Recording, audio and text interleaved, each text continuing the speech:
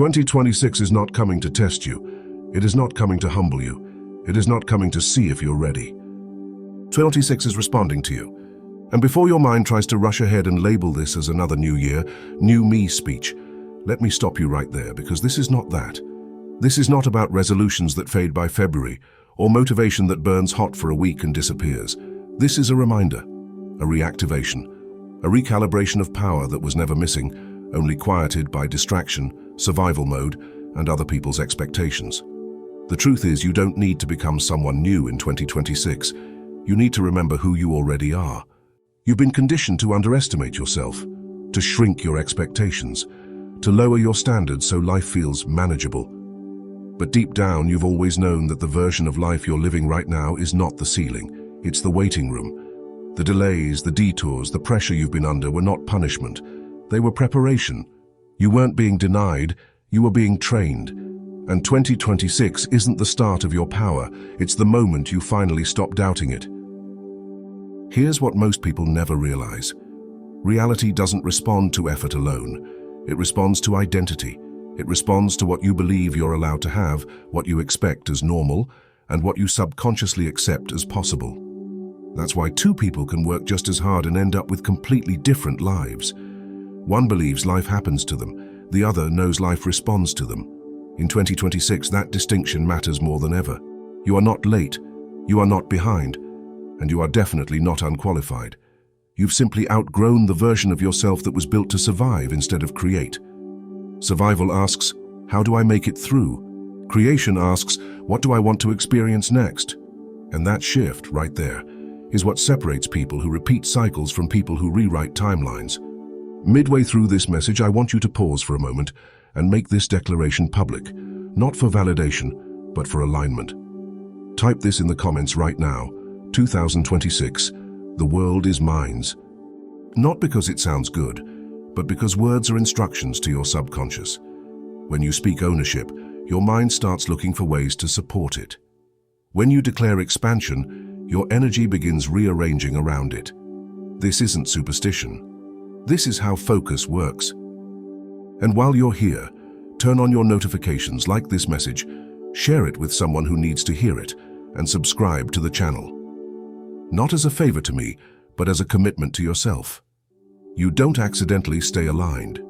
You choose environments that reinforce who you're becoming. Understand this. The power you're stepping into in 2026 isn't loud. It doesn't need to announce itself. It's calm, grounded, certain. It's the kind of power that doesn't chase, doesn't beg, doesn't prove. It moves with intention. It speaks with clarity. It chooses instead of reacts. And if you're honest with yourself, you've already felt it activating. Those moments where you suddenly see through illusions, tolerate less, and refuse to betray your own potential just to keep the peace. You're not here to fit into the world. You're here to shape it. Your thoughts are not passive. Your attention is not neutral. What you consistently focus on becomes the blueprint your life follows. That's why 2026 isn't about hustle. It's about precision. You don't need to do more. You need to do what actually matters. You need to move from obligation to intention, from distraction to direction. This is also the year you stop apologizing for wanting more. More peace, more freedom, more abundance, more fulfillment.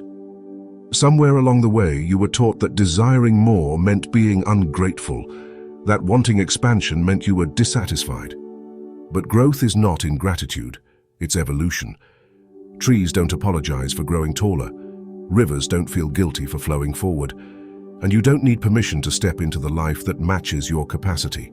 If this message is resonating with you, I want to say this clearly. Thank you for being here. Thank you for contributing to the growth of this channel through the Buy Me a Coffee link in the description. Every contribution, no matter the size, helps keep messages like this alive and reaching the people who need them most. I genuinely appreciate you. You're not just supporting content, you're supporting impact. Now let's get grounded in truth.